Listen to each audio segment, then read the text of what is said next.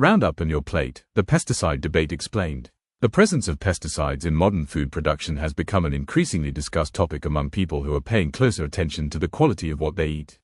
One substance that frequently appears in these conversations is glyphosate, the main active ingredient in the widely used weed killer Roundup. Originally developed by the agricultural biotechnology company Monsanto and now owned by the German multinational Bayer, Roundup has become one of the most commonly used herbicides in global agriculture. Glyphosate is designed to eliminate weeds by interfering with a plant enzyme pathway that is essential for growth. By blocking this pathway, unwanted plants die off, allowing farmers to protect crop yields more effectively.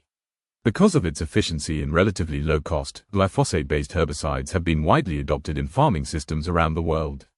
They are often sprayed on fields growing crops such as wheat, oats, soybeans and corn.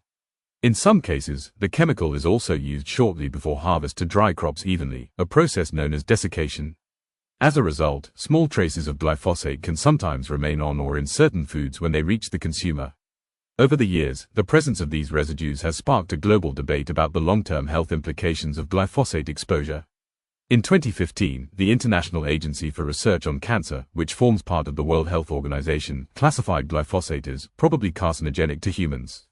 This classification drew widespread attention and intensified public discussion about pesticide use in food production.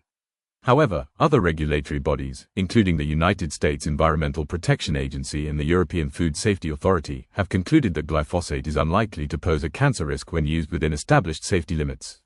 These differing interpretations have kept the issue firmly in the public spotlight and continue to fuel ongoing research and debate.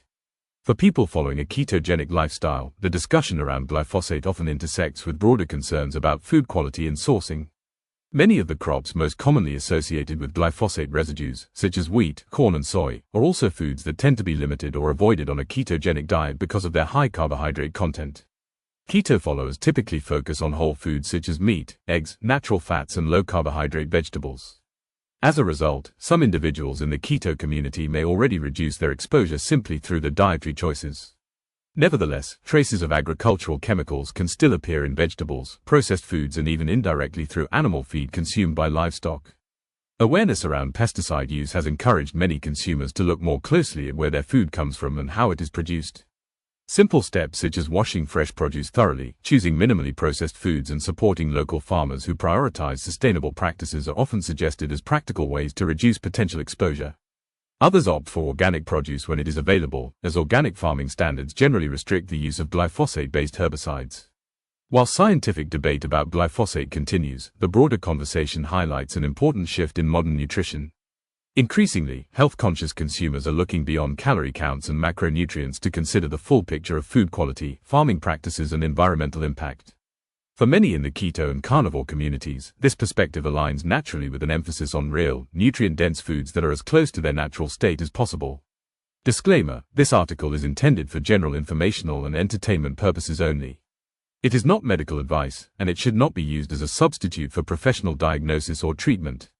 Always seek the guidance of a qualified healthcare provider before making any changes to your diet, lifestyle, exercise routine, or medication. Stay updated on the latest news, connect, interact and more on KetoNet, available on the Apple Store and Google Play.